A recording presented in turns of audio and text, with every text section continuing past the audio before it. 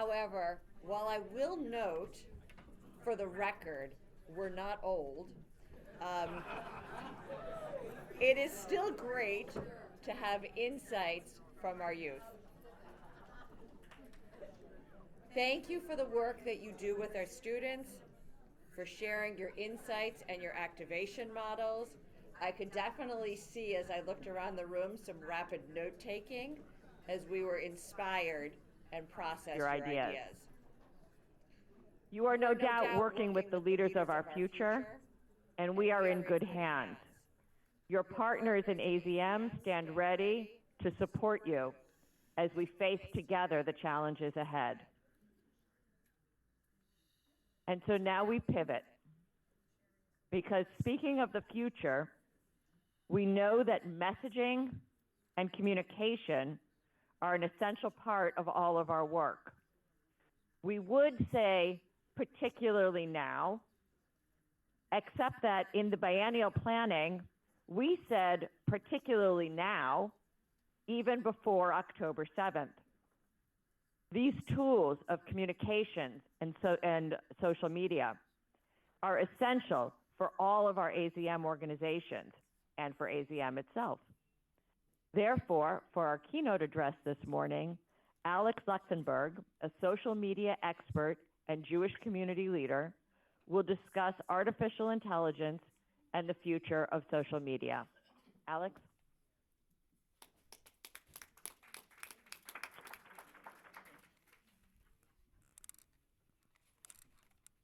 I'm not good at standing one spot, so I might lose the mic. Is this one?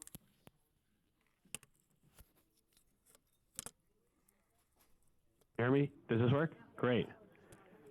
Thank you so much for having me today. It's an honor to be here. While we get the deck ready, it's good to see my familiar unmeet faces. Thank you, Debbie and Chana, for having me today. Always a pleasure. They're used to hearing my rants, so now you all get exposed to it as well. Are we ready to go? Cool. Okay. So I'm here to speak to you about AI, social media, and the future of communication. So I had asked the AZM team, and thank you, Herbert and Allegra, for working with me in preparation for today, to not introduce me by my professional moniker, because I don't have permission from the organization to do so in marketing materials, but I will say it here today. I work at Meta. Meta is a company that owns Facebook, Instagram, and WhatsApp. I've been there for about 6 years. I worked at Twitter before that. I've been in this space for a very long time. We have employee resource groups at these large corporations, and I am one of the global heads of the Jewish community at Meta. It's a formally recognized position. I have access to our executives, our diversity, equity, and inclusion teams, our civil rights teams. We're setting policy on behalf of the Jewish community at one of the largest companies in the world. So I'm speaking based on my experience, not as a Meta employee, but based on my experiences as a Meta employee. My name is Alex Luxenberg. Yeah. Okay. Anyone recognize this picture? What does it look like? Tell me. Right, what do you see? What fruit do you see? Oranges, Haifa maybe, and right, orchard. You're trying to get someone to move to Israel. Healthy, good-looking people. Okay. This picture does not exist. What does that mean? I generated this picture using artificial intelligence. Okay? I want you to remember, that's crazy, right? Like, there's no artist that did this. This is based on my prompt. And it's all the things we said in the room, right? I wanted happy, healthy, optimism, Israel, the future. I put oranges in there because I knew that would evoke the right reaction. This is the tip of the iceberg for AI. This is literally the easy. I did this in 30 seconds on my phone on the train ride home. I made this image. This is how powerful AI is. I want you to remember that, because I'm going to say complicated sounding AI terms, and we're going to explain why those terms matter over time. But this image is just the tip of the iceberg. Okay. I saw a meme on the internet that if you want to deliver a keynote address in the year 2023, all you have to do is walk onto stage, say artificial intelligence, and walk off. I kind of feel like that meme right now, but I'm going to explain to you why it matters, and we're going to work on some definitions and explain a little bit more in layman's terms why artificial intelligence matters. So there are kind of three big things that are happening within artificial intelligence. There are large language models. Has anyone heard of ChatGPT? That's ChatGPT. It's a large language model. Okay, you ask it a question, I'm going to explain it. It's ChatGPT. So you can ask it literally anything, and it will come up with an answer. Most of the time, it's right. But to give you a sense for the scope of how impressive this technology is and the data that it can pull from, you can say something like, write a Dvar Torah on the Torah portion of Genesis in the style of William Shakespeare. And it'll come up with one in seconds. And it's accurate and it's brilliant. And so that's the type of technology we're encountering today. Okay? For all you know, I'm artificial intelligence. Okay. The next one is text to image. Text to image is what I did with that orange grove. Okay? I explained something and an image came back. That's happening in the last icon there, AI-powered video and music creation. What I did with image, you can do with video, and you can do with music. You could say, write a symphony in the style of Bach, and it'll produce a symphony in the style of Bach that's original. So I think that's a great question, and we're going to get into that a little bit. Where's the creativity? It's a good question, and we can have we can engage on that. I think you'll have a sense for how it's being used as a tool as I work my way through the presentation. I don't think all creativity is lost. Okay, let's work on a definition together. Artificial intelligence is a tool that draws on large amounts of information and data, often to solve a large problem or to answer one or many very complex questions. Does this sound right to you? Sounds right to me. A lot of people who don't agree with this. Some people think it's taking over. Some people think it's going to ruin human civilization. I don't see it that way. The experts that I read don't see it that way. But there are people that see it that way, and I think we have to keep an eye on it. Well, we have to keep an eye on artificial intelligence. And what it does is going to change the world. It's already changing the world. And it's going to have mass implications for what jobs look like, how we perform our day-to-day work, and I think hopefully in a positive way. Okay. The cool thing about artificial intelligence is that it's not new. Sorry, I'm over here because I want to see the slide. In 1956, there was a computer program called the Logic Theorist that was developed. And it was developed by a number of academics in a university. And the goal of the Logic Theorist was to try to answer 52 math questions.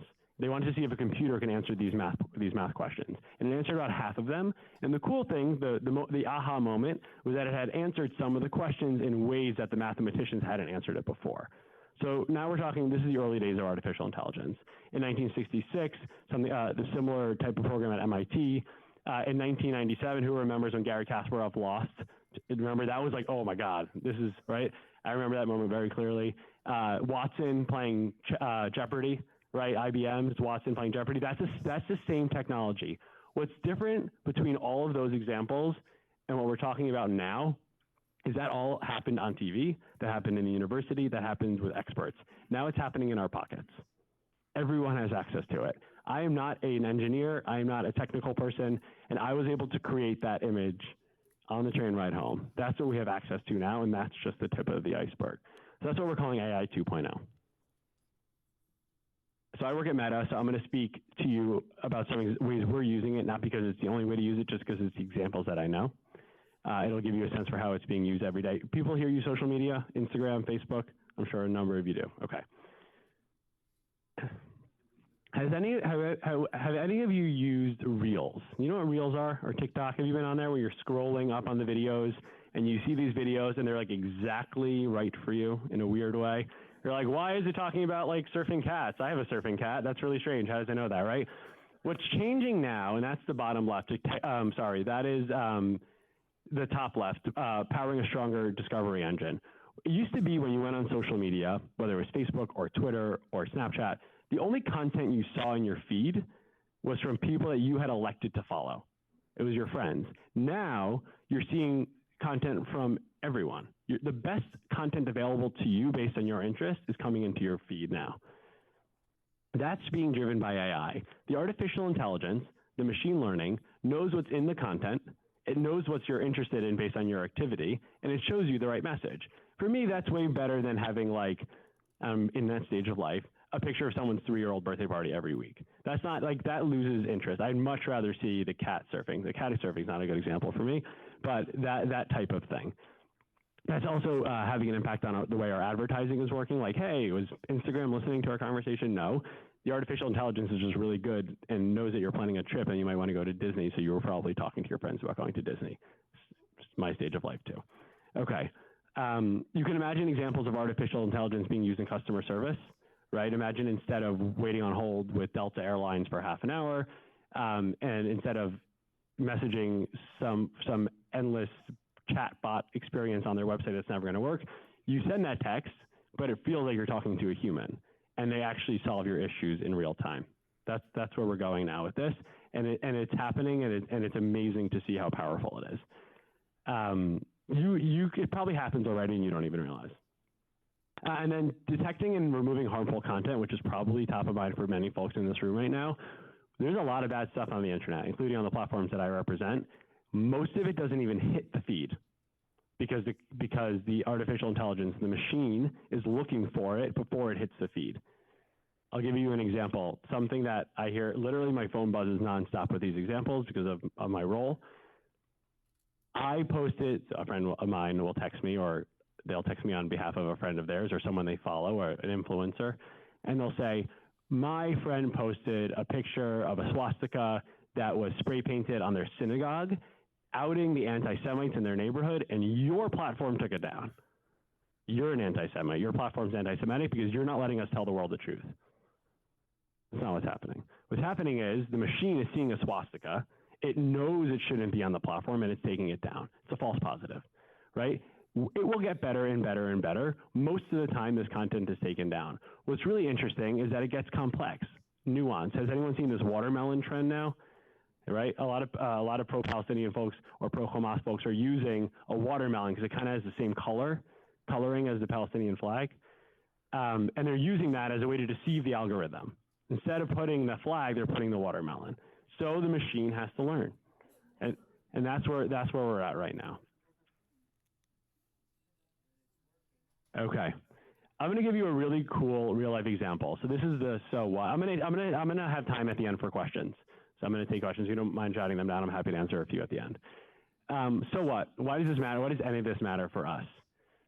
The days, and Debbie and Khan have heard me talk about this endlessly, of sending out your organization's magazine every month and hoping that everyone reads them cover to cover on Shabbat afternoon are not over, but they're coming to an end. We have to adapt.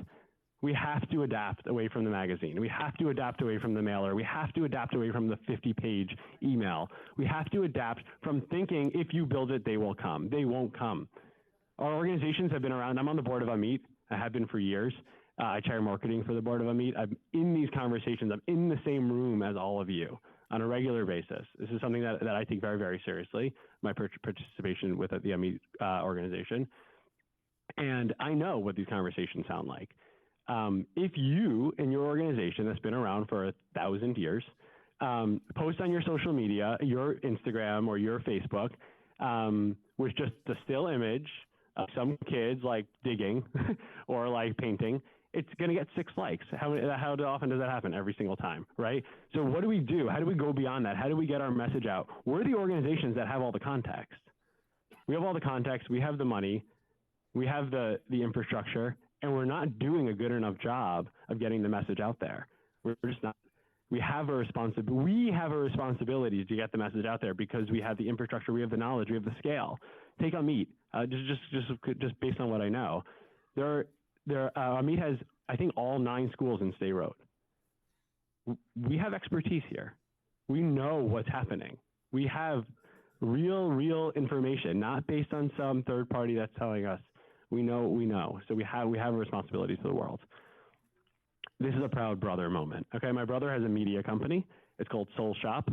It's actually really interesting. It's a faith-based media company. So he produces podcasts and TV shows and stuff like that. Most of his audience, just because they're a little bit bigger than we are, is the Christian audience. He's kind of found a niche. He's a nice Jewish boy from New York, and he can walk into a church in Atlanta and everyone knows who he is. It's kind of funny. But he said, I know how to do this. I know how to distribute media. And he got onto an airplane and went to Israel a week ago with a 2-week-old baby at home. And his wife is insane. On November 2nd, I asked him, on November 2nd, this account, Rova Media, has 0 followers. When I took the screenshot last week, it had 18,000 followers. Now it has 21,000 followers. That's probably more than most of these organizations that have been around for 100 years have on their social media accounts. That's amazing. But what's more amazing is the number of views his videos are getting. I don't know if you can see it. 1.7 million views, 1.2 million views, 1.4 million views. These numbers have gone up. Some of the videos in the last 3 days have reached 2 million views. How does that happen? He has 18,000 followers. How is it being viewed 2 million times? That's the power of artificial intelligence. That's the power of saying, I know what this content is supposed to look like, and if I put it out in the right format, using the right tools, I'm going to reach the audience that I need to reach. So I'm very proud of my brother, and we're going to I'm going to unpack this a little bit. I half got his permission, but I'm going to unpack it a little bit based on the conversations I had with him. And we should follow them, by the way. It's great. He's home safely now. Thanks for asking. And I don't know, he hasn't followed me yet, but it's cool. And my point is there's people out here that know how to do this, and we need to learn how to do this. We have to build the muscle to be organized like this. It's actually not that hard. We're going to talk about that a little bit. We're going to unpack it a little bit today. Okay. I'm going to leave you with one more point about artificial intelligence, and then we're going to talk about what we're going to do as organizations going forward. This is just an interesting Deloitte study for my industry, which says, how are marketers using artificial intelligence today, and how does Deloitte anticipate, based on their research, that marketers will use artificial intelligence in the future? I'm going to come over to this side of the room. I've been hogging that screen. So currently about 9% of marketers use artificial intelligence today to do their jobs. In 3 years, they believe about 23% of marketers will. Things like automating customer interactions, we spoke about that before, automating data integration, personalizing the customer journey. You can imagine that if you had a really good insight into who the customer was, you don't have to have the same sign-up flow for everything. Imagine if like you have your big annual dinner, and instead of getting someone to sign up, you can kind of recall all the events that they had been to throughout the year dynamically, right? Like there's pictures in the background of like, I remember that time you came to the cooking class or the book club or the wine thing. And you can imagine that experience becoming really interactive. There's some really boring sounding things at the bottom of the screen, but these things, these details, these processes, they're going to be really important. That's what I want to talk to you about now. Has anyone here a marketer? Been in marketing? Great. So you know the marketing funnel. We talk about funnels all day long. That's our big thing. It's really strange if you think about it. But the marketing funnel, so in my day job at Meta, I advise some of the largest companies in the world on their marketing strategies. That's my job. So when I'm in the room, some of this advice I'm giving you is like multi-million-dollar advice for free. So when I'm in the room with chief marketing officers and vice presidents of media at Fortune 100 companies, these are some of the conversations we're having. Some of this is already table stakes, but we're having it anyway. So when we talk about marketing, we talk about awareness. That's, do you know who I am? Do you know what I'm talking about? We talk about consideration. Have you thought about buying my product? We think about conversion. Have you bought my product? Can I get you to buy my product? Loyalty. Will you buy it again? So you bought a pair of Nike sneakers. Are you going to continue to buy Nike sneakers as they wear out or as you start a new sport? And then advocacy. Are you going to tell all your friends about the Nike sneakers that you bought? This funnel works for us too. Do you know about our organization? Are you on our mailing list? Have you attended an event or donated? Are you attending the events annually? Are you on our board? Are you asking your friends to attend events? Are you fundraising on our behalf? Are you getting the good word out? Are you talking about our work? That's this funnel for us. This is important. These are the conversations you need to be having with your marketing leadership at your organization.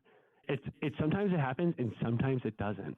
Sometimes things just keep moving because there's momentum and there's inertia, and you don't stop to think about whether we're following any of these these norms and practices. This slide is intentionally impossible to look at. This is what we call the marketing tech stack. So I try to explain what the marketing tech stack is really briefly. It's a collection of tools that your team uses to do their best work every day. These are the options they have.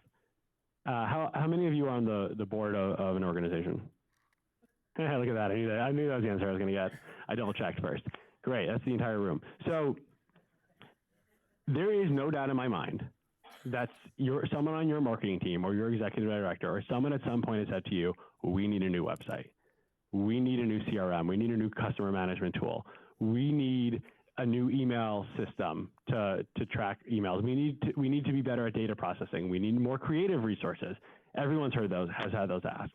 There's a reason for that. That's what they're trained to do. They know how to run their business. They know how to run what they were hired to do. In our organizations, for some reason, we haven't given them the tools to do that. We just haven't. And they're handicapped because of that. They're not being able to do their jobs in the way that they want to. And ask them to prioritize. Okay, we don't have unlimited resources. You don't work at ad agency anymore. You don't work at a big tech company. Tell me what you need first. But there's a reason that they're asking for those tools. It's not because they're lazy. It's not because they can't do their job. It's because they can't do their job without these things. And I think it's really, really important. So if I could leave you with this is probably the second most important message. The next slide I'm going to show you, it's going to blow your minds. But this slide is really important. Ask them to explore, make sure they do their homework. I think some of these options are really expensive, right? They might say to you, I need Salesforce. Salesforce is the premier CRM, right? You probably, I knew it. Someone said, I got it. I got you. I got a winner. So Salesforce is important. We use Salesforce at Meta, but there may be other options, but that's okay. So say, did you look into the other options? Do you know what the other available ones are, right? Make them do their homework. But it depends on the size of the organization. Okay, who's ready for this next slide? I don't think you're ready for it. 4 questions. It's unbelievable to me how infrequently these questions are asked. What is our product? I literally asked the rabbi of my synagogue this recently. I think he thought I was a total heretic. I'm like, Rabbi, what's your product? He's like, what do you mean?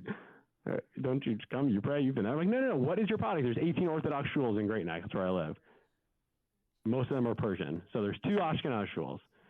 Why come to your shul? What's our product? Who is our audience? I'm going to get back to that one in a second. How will we reach them? That's what I'm really good at. And how do we measure the success of our efforts? So each of you should be asking these questions to your leadership, to your board. We do a pretty good job of this at Meet, and we have over the last couple of years. What is our product? What do we want people to know about us? What are we selling, so to speak? What information are we trying to get out there? Who is our audience? See, this one I think we get tripped up on a little bit.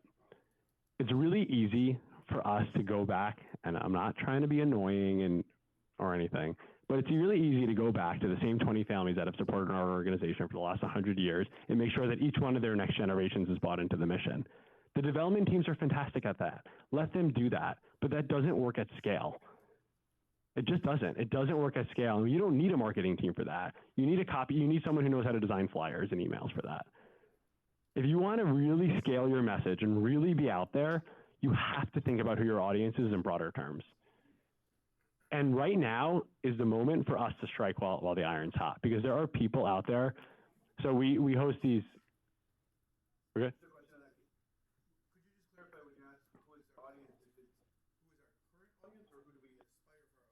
Great question. I think the answer is both. I think identifying who your current audience is and why is important, and then who your audience can be, right? Maybe your organization is a nonpartisan, not specifically religious, kind of runs the gamut, and you think the only people I can fundraise for some reason are modern Orthodox people in the 5 towns. Well, why is that? Why? I don't know. It seems like Israel, a cause for the future of Israel, the children of Israel, the health of Israel, the hospital system in Israel, that has nothing to do with your religion or your political views. It should be a much, much broader audience, but we get into these flywheels, so we get stuck. How will we reach them? We know how to reach our current audience. And I can't give you the answer for how you're going to reach your new audience, because you have to do the work to figure that out. But figuring things out, and we're going to talk about how my brother did what he did in a second, and I'll give you some of those tips. But but it's not, I don't believe right now, if you ask me right now if any of you are going to go home and copy him, even if I show you the slides, the answer is no. Because you actually have to do the work. You have to sit down. You have to be willing to do it. You have to be willing to spend the money. Okay. And then how do we measure the success of our efforts? This is where even my clients they always fumble here. Get it out, get it out, get it out, get it out. Did it work? I don't know. People came to the dinner. Like, well, who didn't come to the dinner? Like, how much did we spend on, what was the cost to get someone to the dinner, right? Or what was the cost for each email did we send? Do people answer our emails? Did we ever test out changing the subject line? And if we change the subject line, does that change if people open the email? Do we even have the tools in place to tell me whether someone opened the email? Right? We're not thinking about those things, right? And we have to be. And it's amazing when you put an ounce of effort into thinking about measurement, the payoff that you get. I work with organizations that do test these things out. And you go from a 2% open rate to a 25% open rate, and the donations go through the roof. The one thing I'm gonna add here before I go to the next how does my brother do it slide, is that what scares me, and my phone has been ringing nonstop with this stuff from some of the largest Jewish organizations in the world, is how ill prepared we were for this moment from all this stuff. We couldn't figure out how to get the donations to work properly on our platform at scale. Our websites were crashing. We couldn't figure out how to get the content out on a flywheel. We couldn't figure out how to get our messaging out there. And we paused. We stopped, and we were relying on other backwards ways in to get our donations in. Some organizations did a better job of this than others, but we know how to do what we know how to do. How many of our organizations' websites accept PayPal as a payment option? A few. We're getting there, right? That reduces friction. You're sitting on your phone, you see it, you're logged into PayPal, you're on the subway, you're on the bus, and you see this up. Oh, that sounds like a great cause. The first thing you see is like a 90-page long chart about the information they need, your social security number, the last time you had a colonoscopy, in order to determine whether you should donate, right? It's ridiculous. Let's remove that friction. Put PayPal in. Thanks for the donation. Want to learn more? Here it is. You don't need to get all the information up front. You'll get it from them. It's okay.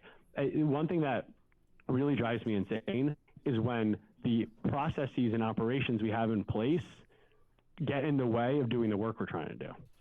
Well, we can't go after that group because we actually don't have the right systems in place to tell whether or not I'll give you a real life example. An organization told me that they were running social media campaigns and they had raised $50,000 in a week on Instagram. But they're not sure if it was successful because they can't determine whether or not those people had given before. What? Who cares? Keep going. You'll figure it out afterwards, right? And it's like that's the process you had in place for the thank you letter or the 501c3, tax letter that you sent. Those people didn't ask for any of that. All they wanted to do was give your organization money. Right? The legacy processes we have in place should not get in the way of us moving forward. We need to adapt. We need to have this type of infrastructure in place. This stuff automates all that stuff. Just kind of happens. You get a report, wow, it ends up on your head of marketing's desk or your executive director's desk. Okay. So what is these people who know how to use the internet, people like my brother, he's actually better at it than I am, even though I've been working in it my entire career. They've figured out a few things. The headline on this slide is powerful, so I'm going to read it for you. Developing motivation-led creative starts with exploring people's relationships to your product and then having an answer to that question, right? So I'll give you an example from this slide. This is just a retail slide that I stole from Meta, so you can take pictures of it, just don't sell it as your own. Okay. You may have the way this slide is broken out is that you have motivators or barriers to participating in a cause or buying a product, and then you have the benefit that would be messaged in that message, in that ad or in that creative.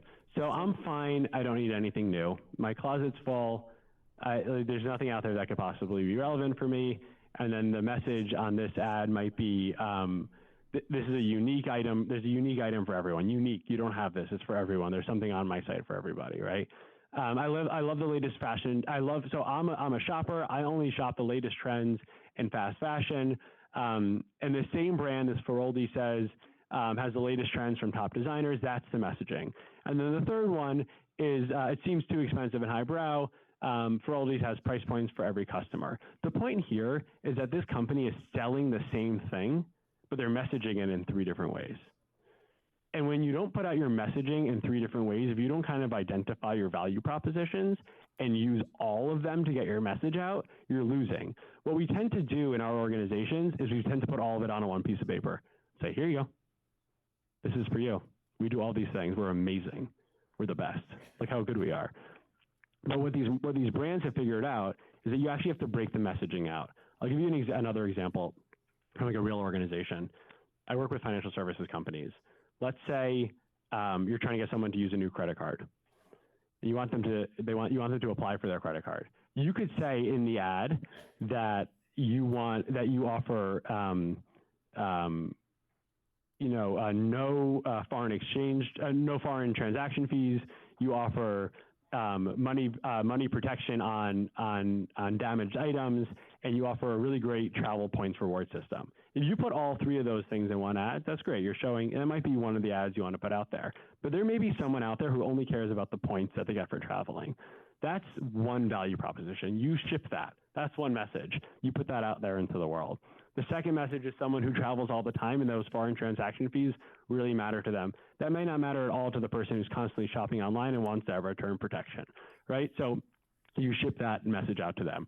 Breaking those messages out and seeing what resonates with your different audiences is really important. And it's possible that you have a message that will really only resonate with one audience, and that you have to get that message out in front of them. And some of those other talking points actually aren't going to do it for them. So that's one key learning from the folks that use social media really well, is they know how to break those messages out. This is really the key to my brother's story. Is collaborating with creators is a unique opportunity to harness authenticity and reach. I'm going to read one of these stats to you. Consumers bought a new product. 58% of consumers bought a new product in the past 6 months because of a creator's recommendation. That means they went online, they went on social media, and someone they follow, more than half of people, saw a product that they offered, and they bought it because their creator they follow told them to. Or 64% would consider switching brands when a product is promoted by a creator they follow. They're already loyal, but someone they trust is telling them to do something. That's our equivalent of trust. The message here is that people trust what their followers are saying more than the brands are saying themselves. We've seen that over and over again in our research. So I was thinking of an example that would work for me. So a bakery opened in our town. The chocolate babka is insane. Okay, if they put a sign in their window and said our chocolate babka is the best chocolate babka you've ever had, you'd probably okay, whatever. But if you are sitting with a friend at a Shabbat meal and they say to you, I just tried the new bakery and that babka is the best babka I've ever had, the first thing you're going to do is go and buy it, right? That's what's happening at scale on social media. These people have thousands or millions of followers, but people trust them to tell them what they're doing. So what did my brother do? My brother, as much as he would have liked to have been in front of the camera, he knew that he wasn't the one to get this message out. So he worked with an Australian Christian actor named Nate Buzz. His handle's at Nate Buzz. He was on Vampire Diaries, super pro-Israel. Called Nate Buzz. He said, let's partner on this. Let's do this. And people want to see Nate Buzz. People trust Nate Buzz. People don't know who Dan Luxembourg is. That's my brother. So this is important, and this is going to become increasingly more important. And I've worked with a few organizations over the last couple of weeks who have put their messages out, their fundraisers out on Facebook and Instagram, and saw nothing come back. Then they asked a few of the supporters who have 10, 15, 20 of them even have millions of followers to put the message out, and that's when the flywheel starts. Pardon me? Sure. Subscribe now. I feel like I need something to sell right now. I'm like talking to a camera. That you need to rely on creators and influencers to get your message out there increasingly. What is important to hear on this slide is you don't need The Rock or Kim Kardashian. You don't need someone with 100 million followers.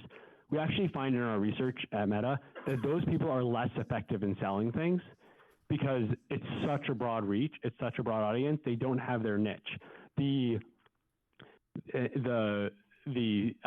stay-at-home mom that plays acoustic guitar in a little town outside of Atlanta is way better at selling cowboy boots than Kim Kardashian would be, because she has 20,000 followers and they all trust every word she says. That's what's happening. So these like micro influencers, we call them, we try to aim for like 100,000 followers if you can, but like if those micro influencers, they're the ones that are really good at landing their messages. They know exactly what their audience wants to hear. Okay. The way you take that to the next level is, instead of just sharing my message, it's let's work on this together. Let's partner together. Be part of my brand. Help me get my message out. See if there's any good stats on here. The long-term partnerships thing is interesting. They could get stale, right? Like that's why you see brands like American Express or Nike kind of cycle through who their representation is, because those partnerships can become stale or outdated. And I think there's a trust thing here too. And this is, I think, my last line. Yeah. The one thing I wanted to say is, when you do work with these creators or these influencers, you can't control everything they do. And that's really hard for some of us. You can give them guardrails and say, you can't say this, you can't say this, you can't say this, but you have to let them say it in the way they want to say it, or it's not going to land. So that's a big part of this as well, is trusting the folks that you partner with.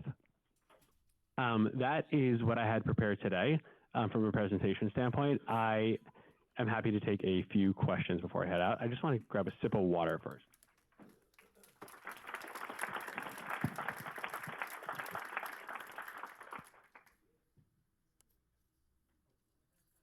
Hi.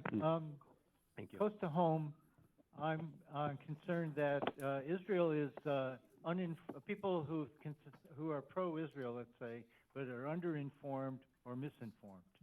And so my question relates to artificial intelligence, how that might be a resource, because for everybody in this room, to my knowledge, are anticipating that we will start something called the World Zionist Organization elections next year, in which Jews 18 and over worldwide will have a chance to have an influence on Israel, but most of us, I'm going to stick my neck out, when we try to campaign to encourage voting, we find people are underinformed or misinformed. So how can artificial intelligence help us? So I think that's a great question. Herbert and I actually spoke about this at length. Debbie, I think you were on that call as well, right? Yeah. We actually spoke about this exact topic, about so one of the things we spoke about in that conversation was breaking out the value propositions. I think vote for the world, what's the acronym again? World Zionist, you see it so much, I know. Just asking people to vote without explaining why is not going to get us anywhere. Like the pound the pavement, you have to break out what the values are, what's going to achieve, how can you help, what kind of impact can you have, and those messages have to be broken out, and you have to get people who look like the people you're asking to vote to ask them to do it. It has to resonate. If our organizations just send out messaging from our social media name, if Amit just sends out an example, Amit asked you to vote, it's like, okay, what? I don't know why. Or Amit asked you to vote for these reasons, that might be a little bit more helpful. Or that favorite comedian that everyone started following during COVID, now everyone follows him and he's hilarious, is asking you to vote for these reasons, that's going to have the most impact. So I think we need to like shift the tactic a little bit. Yeah, Modi is who I was thinking about. And so I think we have to shift the tactic a little bit and help people understand what the values are, and also try to work and partner with creators or influencers to get that message out.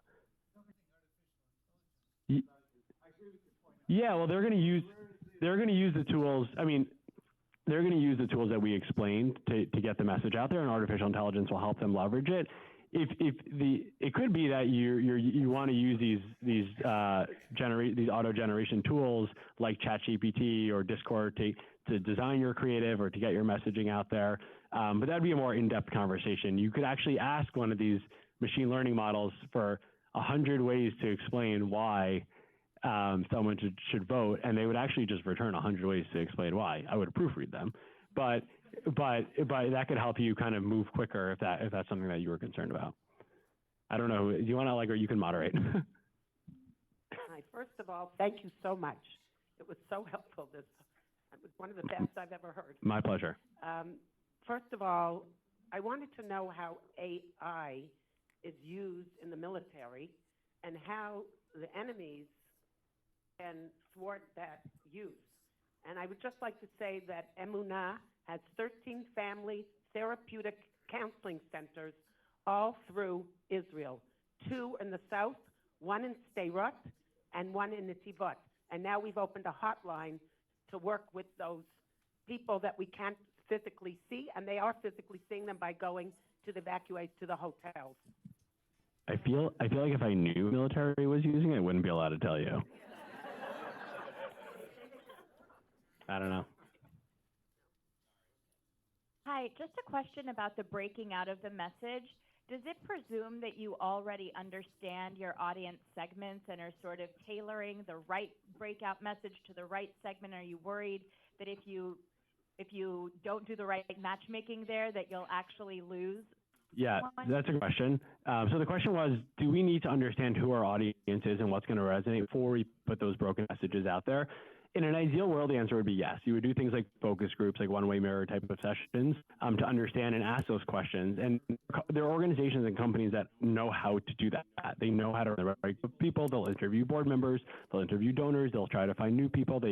So yes, if you can do that work and you have the resources to do that work and have time to do that work, yes. What's cool and easy, and I don't think you're going to really lose anyone if you really put up value propositions that are meaningful to your organization, but it's very easy to test this stuff.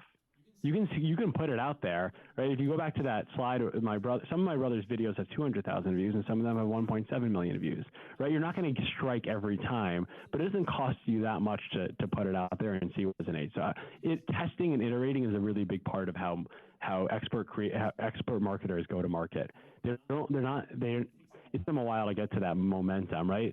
It took a few spokespeople before Progressive got the flow, right? But now flow from Progressive, everyone is flow for Progressive, but it didn't hit right away. They had to find the right person to deliver that message. So test and iterate. This was a fantastic lecture. You should actually leave Meta, become a consultant in every Jewish organization will hire you. No, thank you. So they're all going to want a deal. That's okay. You'll still do well. So look, they have more numbers than we do. Okay? We see it in the social media. So my concern is, it used to be we were concerned we go on the internet to learn how to make a bomb. Now you can just call AI or whatever in chat box. And so how do we or you manage that? Because their numbers are not going to get less. Yeah. Because we try to become better at AI use. So there's a section, that's a great question. There's a section in this presentation that I removed for just sake of time, but there's a whole trend on what we're calling responsible AI. And what's really interesting about what we're in right now is that imagine if social media executives and founders knew everything about how social media would be used from day one, what they would have done differently, right? The guardrails they would have put in, the teams they would have put in place. At Meta now we have public policy teams, we have civil rights teams, we have all these teams that kind of make sure we're doing the work the right way. With this kind of new moment of AI, we have that in place. We have a sense for, okay, how could this go wrong, and how can we get ahead of it going wrong? So we're actually working with NGOs and other organizations to make sure that we're thinking about this right, think tanks, and putting the right guardrails in place. One way that organizations are thinking about this, there's actually something called open source. Anyone know what open source means? You build the technology and then you kind of let it out into the world so people can use it. So Meta developed an open source technology called Hasher Matcher Actioner tool, which is a really weird name.